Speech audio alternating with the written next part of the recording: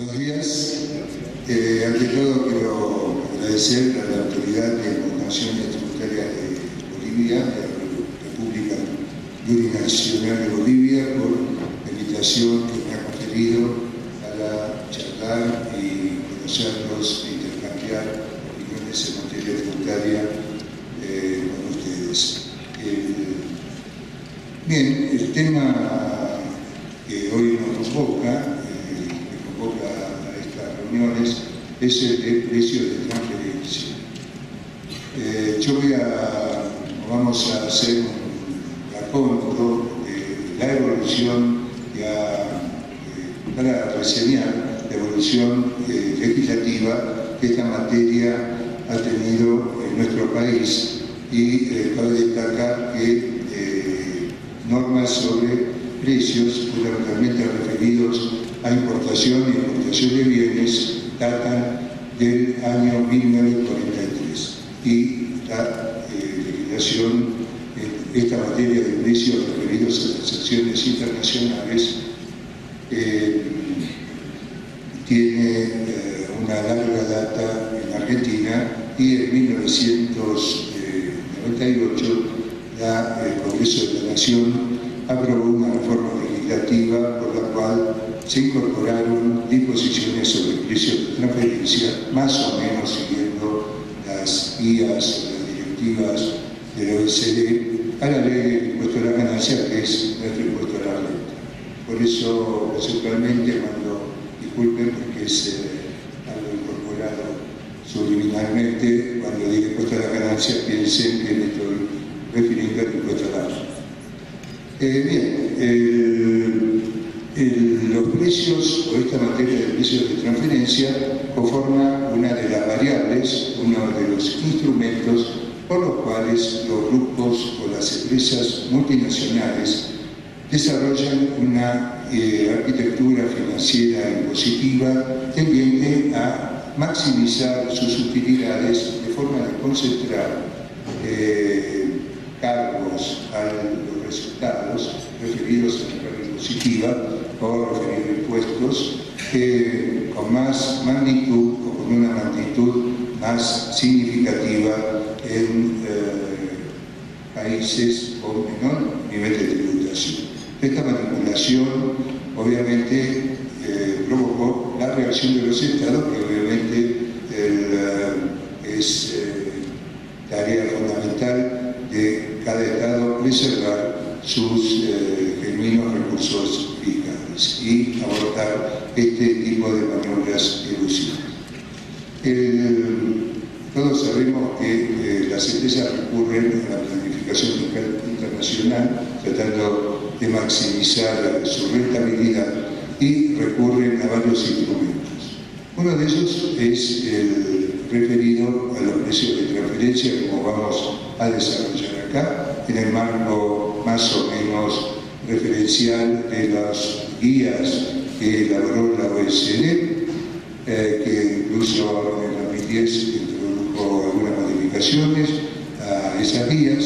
En segundo lugar, las empresas transnacionales recurren a otro instrumento de forma de planificar fiscalmente su acción, que es el de la capitalización exigua. Hay una razón fundamental: los intereses son deducibles y si hicieran aportes genuinos de capital, las utilidades o dividendos no son deducibles a efectos de la determinación del impuesto a la renta imponible o de la renta imponible del impuesto a la renta, y las legislaciones de los estados han ido tomando medidas restrictivas con este tema de la capitalización exigua o capitalización oculta. Recibe este proceder distintas denominaciones. Fíjense que 15 estados en 1993 habían adoptado medidas legislativas respecto de la capitalización exigua.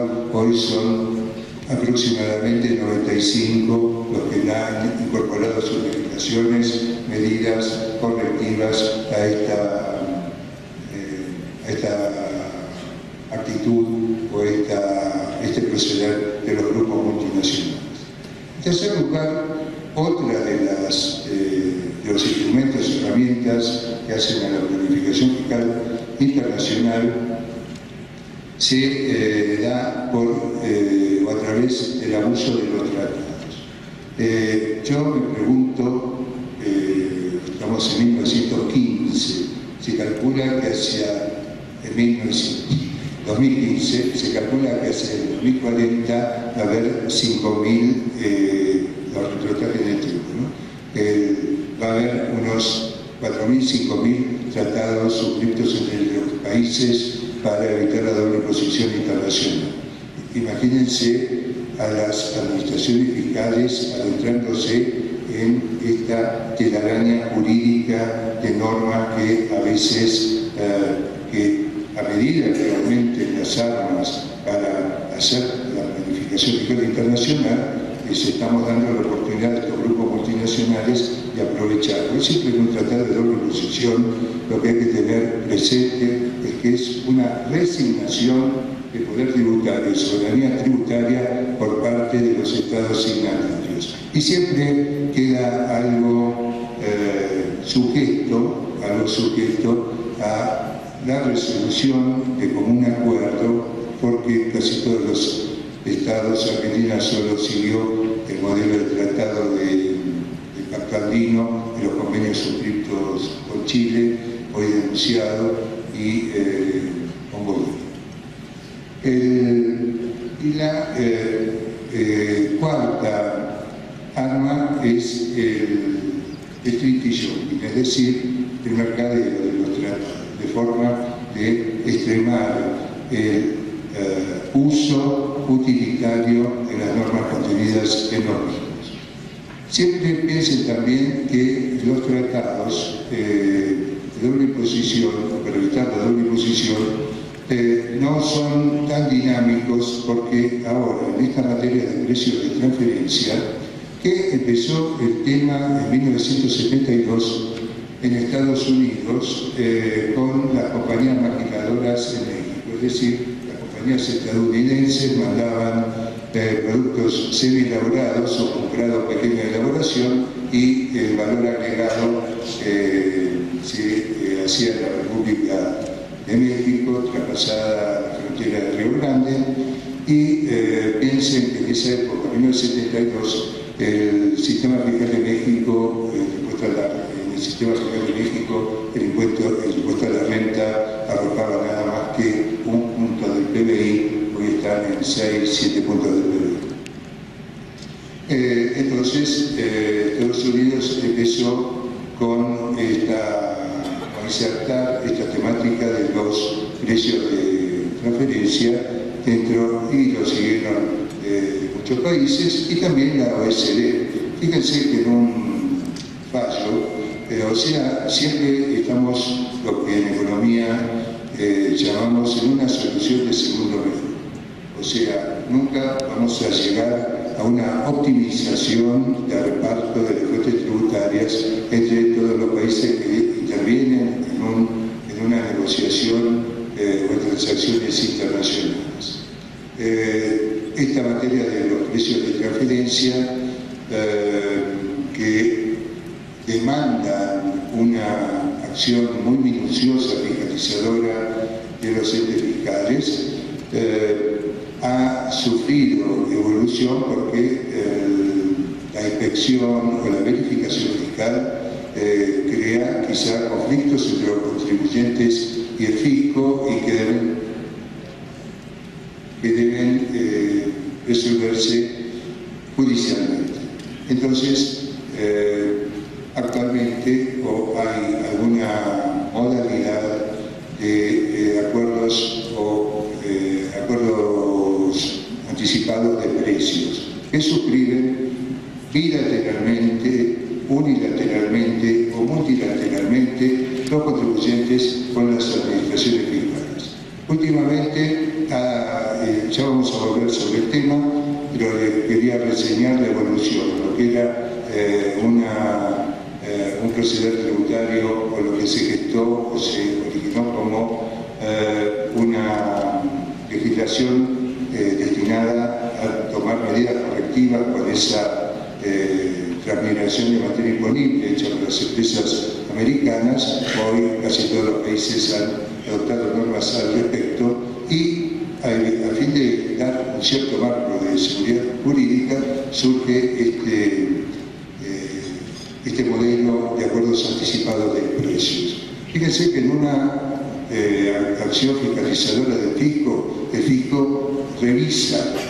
retorna sobre lo efectuado o acordado por las empresas fiscalizadas. Con los acuerdos anticipados estamos anticipando, como el mismo nombre indica, anticipando y formulando conductas a seguir por las empresas frente a la fiscalidad, lo cual tiene bastantes connotaciones negativas porque les estamos dando al fisco un poco de inacción, es decir, una vez estado el acuerdo, incluso en nuestro país argentino, estado el acuerdo, el fisco no puede rever frente a circunstancias económicas, sociales cambiantes. Es decir, el acuerdo anticipado de precios puede haber tenido como componente en un producto elaborado el precio de un commodity, de una materia prima fundamental. Si baja el precio de importación va a estar inflado por 3 ejercicios. No sé si soy claro.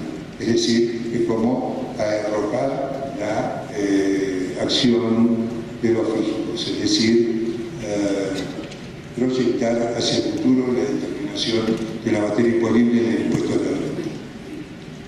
Hay también algunos u otros que postulan esos acuerdos anticipados para dar mayor estabilidad y mayor seguridad jurídica a los contribuyentes.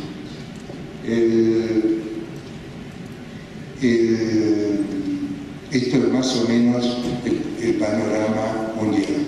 Importancia de los precios de transferencia, fíjense que para hacer estos acuerdos o fiscalizaciones en la Administración Fiscal de Estados Unidos y para determinar los precios transaccionales por parte de las empresas multinacionales, hay equipos formados o equipos de inspección formados por 4 clases de profesionales. Abogados expertos en contratos internacionales, en derecho económico internacional, un ingeniero experto en procesos industriales y químicos, un economista experto en economía internacional, en las proyecciones de la economía a nivel mundial, y un administrador que investiga sobre la procedencia o las dificultades que un seguimiento muy estricto de los precios de transferencia puede provocar. En Francia, por ejemplo, para que vean la importancia relativa que tiene esta materia, frente a una plantilla de 24.000 empleados que tiene el fisco francés, hay un equipo dedicado a precios de transferencia de unos 176 personas. Es muy importante esto, porque ustedes dicen de dónde saco, no tengo ningún sistema de espionaje en los fiscos mundial. Simplemente una medida muy buena que hace a la seguridad de las democracias es que el fisco francés todos los años elabora una memoria de distribución gratuita.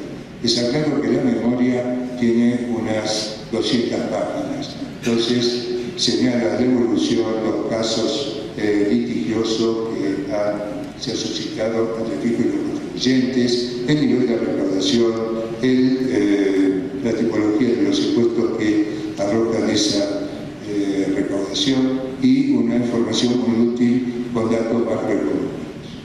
Bien, entonces, primer principio, esta materia de precios de transferencia ya, digamos, ha provocado una reacción casi unánime en todos los fiscos del mundo y los países han adoptado legislaciones correctivas destinadas a impedir la manipulación de estos precios por parte de los grupos multinacionales. Esto es una realidad jurídica.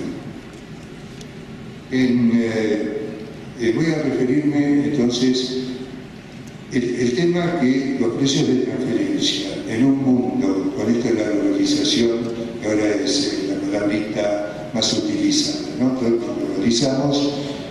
Con esto la globalización ha tomado creciente importancia, aspecto fiscal de los precios de transferencia, pero el tema es que aparecieron nuevas formas para llevar a cabo los negocios. El e-commerce, o sea, el comercio electrónico. El server es un establecimiento estable. Nosotros tuvimos en nuestro tribunal fiscal un caso con el sistema Amadeus de reservas de pasajes aéreos, que funciona en Madrid, pero el server con un golpe de teclado puede cambiar de ubicación geográfica. No es herético que el server era un establecimiento permanente si denotaba cierta permanencia o cierto deseo de que permaneciera en el mismo lugar. Los intangibles, por ejemplo, ¿cuál es el precio de transferencia de una vacuna contra una enfermedad o incurable, supongamos el VIH? Un laboratorio hace investigaciones, por ejemplo en Cuba se crearon nuevos medicamentos para el vitiligo, esa pérdida de melanina en la piel. Es decir, la ciencia avanza a pasos agigantados diariamente. ¿Cómo enfrenta la fiscalidad este avance de la técnica y de la ciencia? Es decir, tenemos que adaptarnos. Entonces, la regalía que cobra por la cesión de uso o de esa patente de invención. ¿Qué precio tiene si hay un único oferente? Y reviste una importancia sideral porque frena el desarrollo de enfermedades como el VIH o el cáncer. Entonces, hay algunos callejones sin salir. Y también el deseo de algunos países de suscribir acuerdos multilaterales entre varios fiscos y las empresas transnacionales. ¿Qué son los acuerdos anticipados de precios? El Reino Unido, Japón y Estados Unidos han desarrollado un sistema multilateral un sistema para acordar acuerdos multilaterales con grupos transnacionales. En definitiva, lo que hacen es, con una legislación más o menos equivalente, o si no, no podría hacerse, de un reparto mediante parámetros económicos relevantes de las bases imponibles y por consiguiente de la recaudación de tantos países. Entonces, una primera aproximación es que esto de los precios de transferencia no es una ciencia exacta y nunca podemos alcanzar un acuerdo que satisfaga a todas las partes involucradas en el tema, es decir, los grupos transnacionales y los fiscos de los países en los cuales desarrollan actividades comerciales y económicas. O sea, que siempre vamos a estar, recomendaría a los administradores fiscales que dejen de lado las precensuras silogistas, el preciosismo legislativo, de querer alcanzar todos los pasos que se puedan en la realidad, porque el mundo es muy cambiante y dinámico, y nunca vamos a tener toda la realidad en esta disposición. Lo vemos, por ejemplo, en el matrimonio, ¿no es cierto? Hoy es una cosa y todos los días la realidad de la vida cotidiana, la convivencia, modifica conductas, actitudes, incluso el lenguaje. Y materia de precios de transferencia tiene un componente de cierto grado de inestabilidad, a tal punto que la OECD no lo denomina ciencia o procedimiento o definición de los métodos para determinar los precios de transferencia. Los llama lisa y llanamente arte en los precios de transferencia.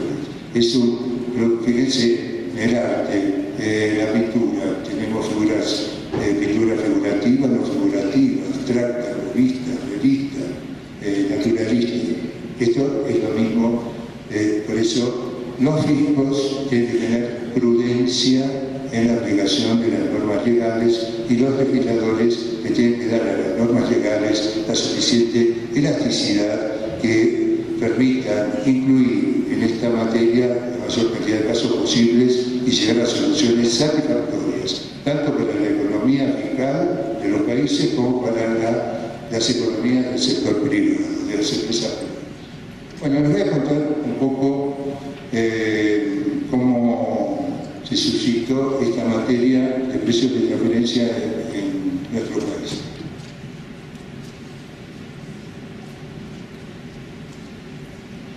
Ya hubo legislación desde, les comento, en nuestro país, la República Argentina, saben ustedes que es un país de estructura federal de gobierno, es decir, hay un gobierno central, un gobierno de la nación, y tenemos provincias, 23 provincias y una, esto fue una idea de los presidentes Menem y Alfonsín, con un pacto de olivos que suscribieron, de crear una ciudad autónoma de Buenos Aires. Cosa que para nosotros es tirada de los pelos, porque la ciudad de Buenos Aires le costó sangre, sudor y lágrimas para que la provincia se desprendiera de la ciudad y permitiera que fuera la capital federal de los argentinos, porque perdía la renta aduanera. Entonces, bien, en esta estructura federal, los impuestos aduaneros de los que vivió, fíjense que en 1890 el 90% de los recursos tributarios del erario nacional estaba dado por los impuestos de importación y exportación. De exportación no había casi, y hacia 1929, caída de los precios de productos agrícolas, Argentina era uno de los principales países exportadores de granos y carne. Los recursos provenientes de la nación, provenientes de los impuestos aduaneros, habían decaído al 52%. Esto hizo que en 1932 se estableciera el impuesto de emergencia, el impuesto a los réditos, que es el impuesto a la renta, y en 1934 se estableció de forma permanente. Ya en 1943 se dictan normas o se incorporan normas a la legislación impositiva mediante un decreto ley de la presidencia. Esto que estoy diciendo lo tienen en mi ponencia. Se incorporaron normas a la legislación en materia de impuesto a la renta, todavía no llegamos a la que está en pantalla. Se establecieron normas para regular los impuestos, los precios acordados entre los contribuyentes, exportadores e importadores, con sujetos domiciliados ubicados en el exterior. Entonces, en materia de exportaciones, se estableció que los precios concertados no podían ser inferiores al mayorista vigente en el lugar de destino, y en materia de importaciones, que los precios de las importaciones no podían ser superiores a los precios mayoristas vigentes en el lugar de origen, más el costo de transporte seguro hacia nuestro país. Con esto ven que, por lo menos en materia de commodities, la legislación argentina avanzó. Se abre toda una etapa en donde estas normas más o menos permanecieron sin modificación, y llega, además, en 1946 se estableció un principio para las empresas vinculadas, es decir, que las empresas vinculadas, filiales o sucursales de sujetos, de personas físicas o jurídicas domiciliadas o ubicadas en el exterior, tenían que determinar su ganancia imponible de acuerdo con el principio de contabilidad separada. Es decir, que su sistema contable permitiera establecer fehacientemente su renta de fuente argentina, a la que había, a la renta contable, hacer los ajustes impositivos para llegar a la renta imponible en materia del impuesto a la renta. Entonces, fíjense, esto fue uno de los primeros fallos que la justicia resolvió en materia, y siempre esta materia de precios de transferencia obviamente se relaciona con la planificación fiscal de grupos multinacionales. Fíjense, en este caso, la Corte Suprema de Justicia de la Nación determinó que las regalías por el uso de marca que pagaba a la empresa poseedora radicada en Estados Unidos, poseedora del 96,6% del capital, no constituía el pago de una regalía, sino que era una remisión de utilidades.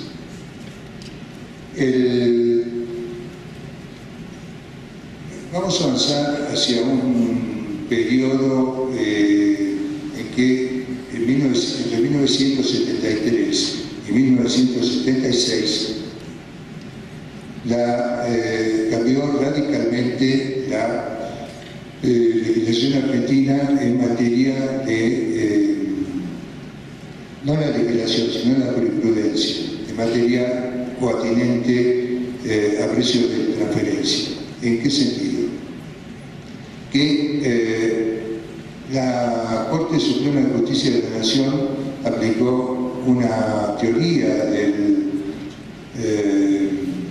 derecho alemán, la teoría del órgano, por el cual las empresas constituyentes del grupo económico no configuraban un todo orgánico.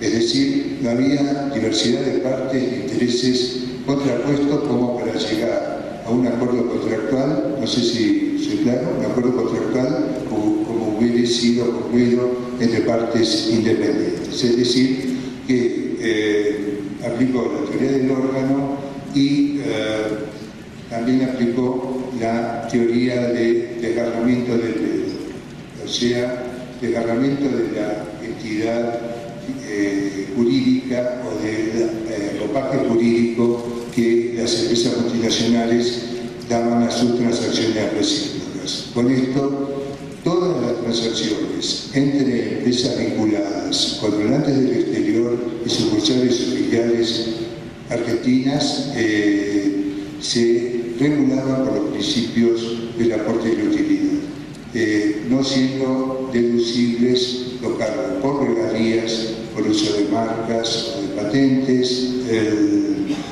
los cargos por asesoramiento técnico. En 1976 se modificó radicalmente la legislación argentina. ¿En qué sentido? Se estableció por una modificación legal que todas las transacciones entre empresas vinculadas tenían validez o plenos efectos a nivel fiscal cuando sus cláusulas y condiciones se hubieran pactado de manera similar a la que hubiera sido acordada entre partes independientes, o sea, lo que se llama el principio arm's length, o sea, el principio de tercero independiente fue incorporado a la legislación argentina. Con una diferencia.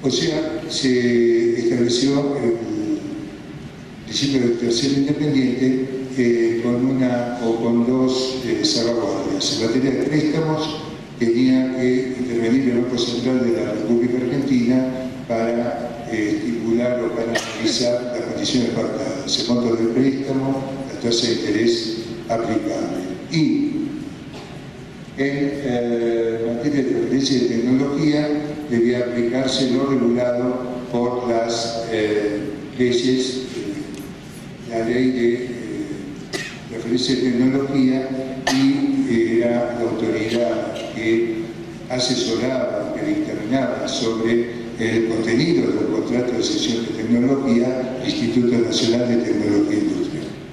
Se hizo o se estableció una especie de safe harbor, o sea, de puerto seguro en materia de regalías por transferencia de tecnología. Es decir, las regalías eran admitidas siempre y cuando no debían exceder el 5% del valor de venta de los bienes o productos elaborados a través de esa tecnología.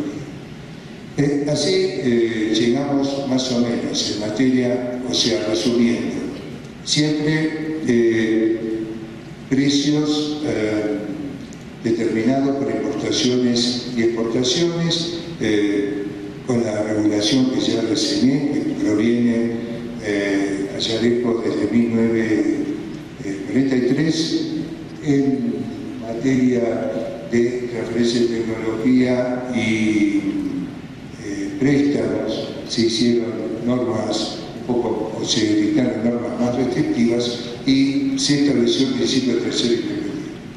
Llegamos a 1998. Se incorpora a la legislación argentina, o se incorporan normas referidas a precios de transferencia, donde más o menos se adaptaron en general se adaptaron los procedimientos para establecer o para controlar el precio de transferencia previsto por el RCD. Es decir, precio entre partes, o precio de la transacción entre partes independientes o no vinculadas, margen, precio de reventa entre partes no vinculadas, o margen o coeficiente de utilidad de reventa, costo más beneficios, y dos métodos de partición de utilidades. Partición de utilidades, como el nombre lo indica, y margen neto de la operación, que normalmente se usan para procesos muy intrincados de elaboración de un bien o prestación de servicio, como podría ser la construcción de una represa hidroeléctrica, donde intervienen una parte de ingeniería, una parte de análisis de suelos, una parte de turbinas, una parte de construcción de la red. Bueno,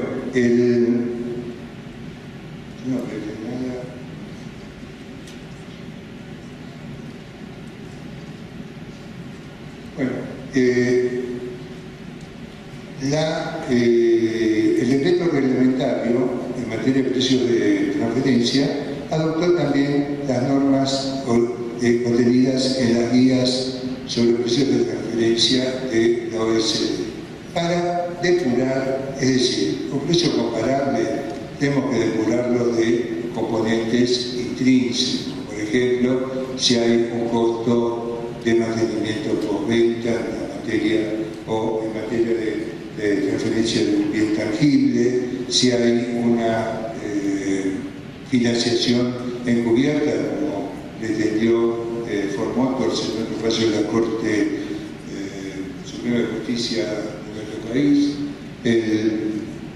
Es decir, esos precios, las guías orales de la OECD establecen la forma de depurarlos. Precios de servicios por venta, publicidad, financiamiento, almacenamiento, provisión en término, entrega. Es decir, son todos, fíjense, en un solo precio tenemos que ver todos estos factores, componentes que llevan a la conformación de este precio. Por eso les decía, nos manejamos con soluciones de segundo mejor, no quieran ser exquisitos, porque la exquisitez en este plano y en varios otros de la vida vaya desde la base. Entonces, fíjense, en este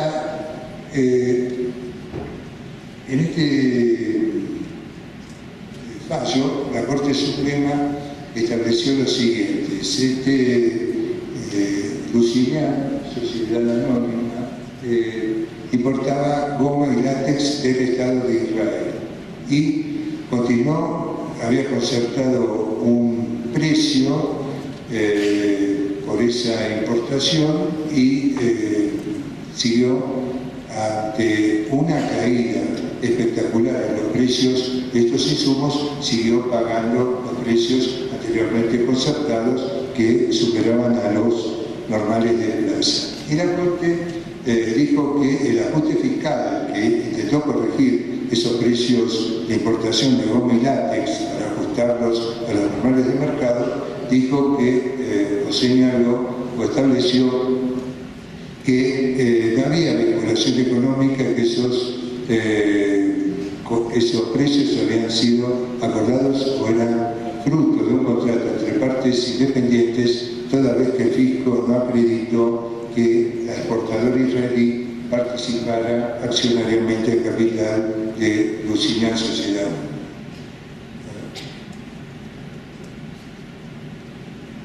Les estoy reseñando ahora las reglas, la jurisprudencia.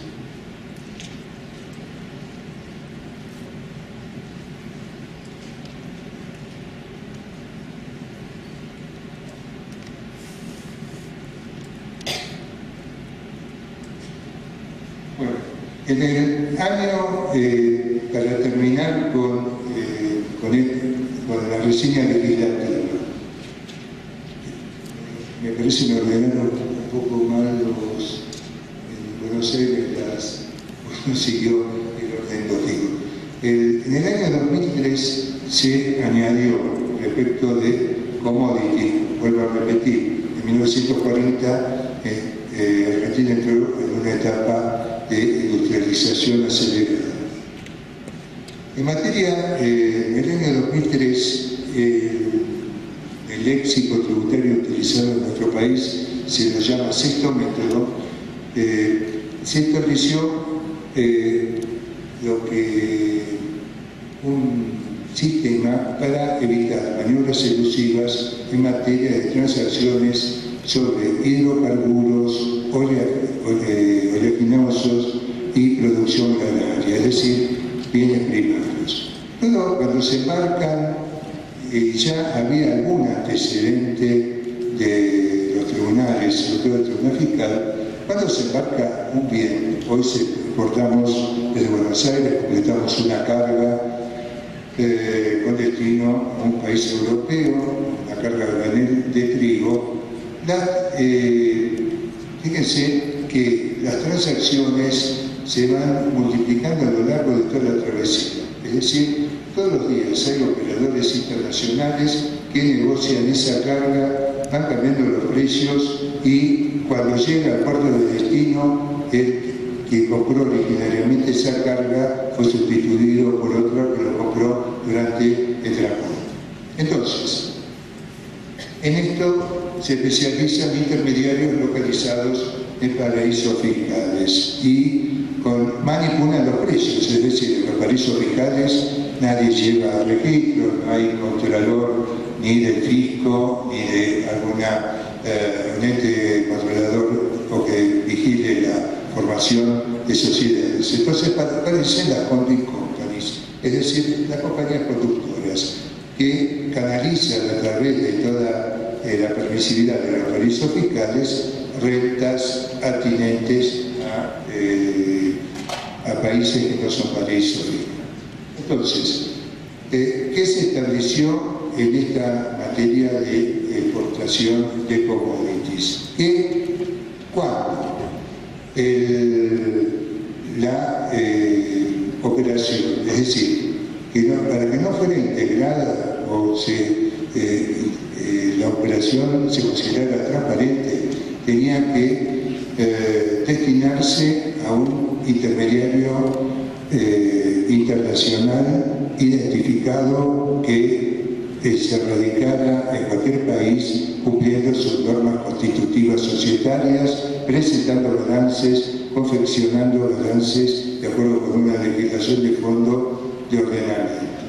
En segundo lugar, que esta persona no recibiera rentas pasivas, es decir, sabemos que la ese otro elemento que utilizan las multinacionales para hacer la planificación fiscal son las compañías extranjeras controladas, o sea, concentradoras de rentas pasivas, normalmente de capitales que han escapado a la tributación y constituidas en paraísos fiscales. También nosotros tenemos en nuestra legislación cláusulas desde 1998 anti compañías extranjeras controladas, Control Foreign Companies. Entonces, este sexto método que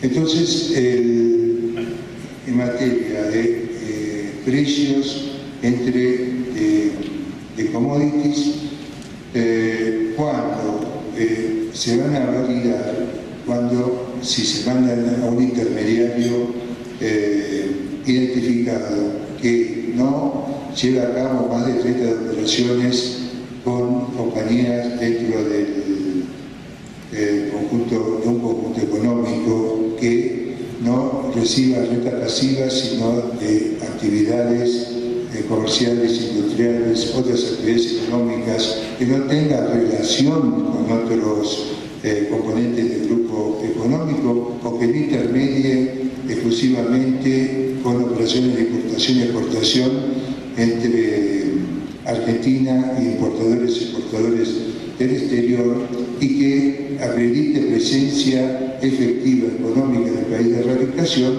Entonces, en esos casos se iba a aplicar como monto, computando impositivamente de la operación de exportación, los precios de cotización en mercados transparentes del día de embarque de la mercadería, o sea, del cumplido del embarque, es decir, cuando verdaderamente termina la carga. Bueno, les voy a mencionar brevemente dos o tres fallos. Acá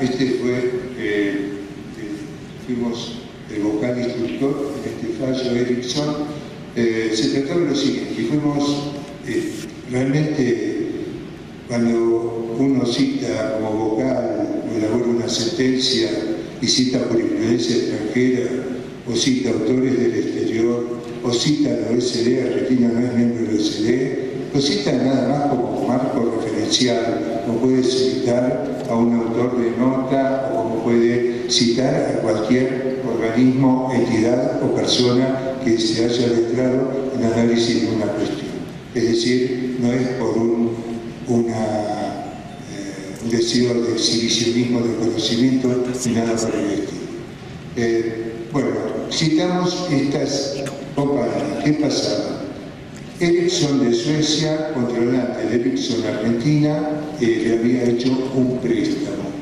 Debido a que se avecinaban problemas cambiarios, Ericsson Argentina contrató con un consorcio de bancos argentinos un préstamo para devolver los fondos prestados a la controlante de Suecia. Los bancos argentinos cobraron nada más que un punto más de tasa de interés anual sobre el que Ericsson había acordado con su controladora sueca. El fisco dijo: no señor, el único argumento del fisco es, de acuerdo con el Código Civil en esa época, debían los contratos de mutuo superiores a determinada cantidad o determinado contenido económico, a determinado monto, tenía que acreditarse por escrito. No hay contratos por escrito, dijo el fisco, se desconoce el préstamo, no son deducibles los intereses. ¿Qué dijimos? Precisamente, fíjense, son de las guidelines, el capítulo 1, una referencia a una dificultad de aplicación práctica de tercero independiente radica en el hecho de que las empresas vinculadas pueden parar transacciones que no llevan a cabo empresas independientes. Los términos de la transacción pueden surgir también de la correspondencia y comunicaciones entre las partes, más bien que de un contrato. Incluso en economía, yo dicto macroeconomía en la Facultad de Ciencias Económicas de la Universidad de Buenos Aires, en empresas multinacionales, los contratos que generan grandes costos de abogados, de confección, negociaciones, son sustituidos por acuerdos gerenciales. Es decir, una compañía que opera en 30 países del mundo no puede concertar o no puede convocar una opinión unánime de todos sus agentes gerenciales desparramados en una multiplicidad de países. Entonces, normalmente es lo mismo que si uno le presta a un hijo dinero para que se case, pero que se compre un departamento. Le va a pedir garantías, le va a pedir un pagaré, le va a pedir, vamos a formalizar un contrato. Bueno, estas son empresas con cierta familiaridad. Entonces, revocamos, la sala C, el Tribunal Fiscal, el decisorio del fisco. Les voy a mencionar los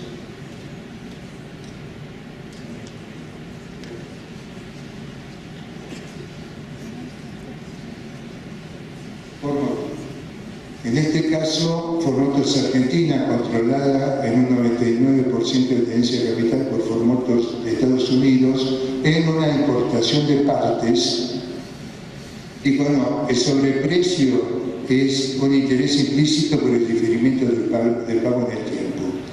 Entonces, la Corte Suprema dijo no, esto implica un sobreprecio de la importación y todo precio superior al del lugar de origen más de los costos de transporte seguro de la República para la legislación argentina sobre rentas de fuente argentina para el exportador del exterior y sometidos a gravamen en nuestro país. ¿De acuerdo? Este fue otro.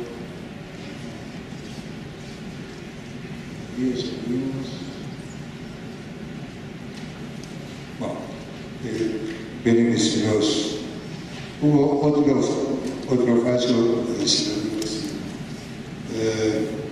con esto se terminaron los decisorios jurisdiccionales en materia de precios de transferencia en Argentina. Nobleza Picardo, dependiente de la BATI, British Tobacco Company, una empresa radicada en Argentina, y cuyo capital fue comprado por esta controladora británica, exportaba unos cigarrillos al puerto de Iquique, en Chile, que es una zona franca. Eso la DGI aplicó dos métodos para determinar precios de transferencia en distintos periodos fiscales. Periodo fiscal 2001 y 2002. En 2001 trató de establecer el precio independiente comparable, o sea, hizo ajustes producto por producto. En el segundo periodo, 2002, recurrió al método de partición de utilidades. Y para determinar los comparables, se basó en dos precios que Nobleza Picardo le cobraba a una empresa radicada en otra zona franca, en nuestro país, la isla grande de Tierra del Fuego, que hoy es provincia, la última provincia incorporada federalmente en Argentina.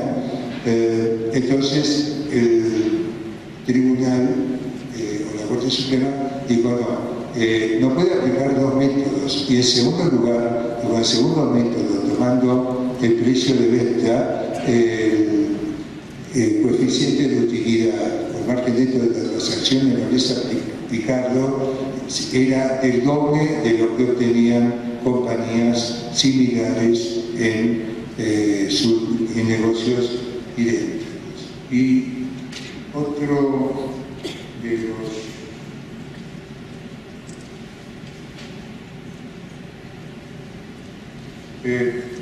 También Alfred Toepfer Internacional, exportadora de granos, el Tribunal Fiscal estableció que el precio a considerar era el más alto de los siguientes, pero que tenía que considerar el de concertación o el de embarque, y que en caso de ser el precio a la fecha de embarque del bien exportado superior al concertado, tenía que tomarse tributariamente este último precio. No prosperó, es decir, se revocó el ajuste fiscal porque dijo el Tribunal Fiscal: no, las normas que están aplicando son las modificadas en el 2003, sexto método, pero esta era una operación del 99 y esto implicaría un ajuste retroactivo, una retroactividad de la ley fiscal.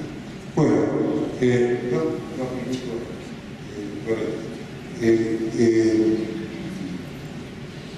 Acuerdos anticipados de precio, ahora parece ser el latiguillo, la moda y demás. Ya les digo, para que tenga efecto, tiene que ser un acuerdo multilateral, una empresa multinacional y varios fijos, o por lo menos dos. ¿Por qué? Pues si es con uno solo, después hay otro tratado de doble imposición dando vueltas y escapa a lo acordado, ¿no es cierto?, entre la empresa y un fisco, y puede verse afectada por la aplicación del tratado por parte de otro fisco, con lo cual podría haber una doble no imposición o una doble imposición.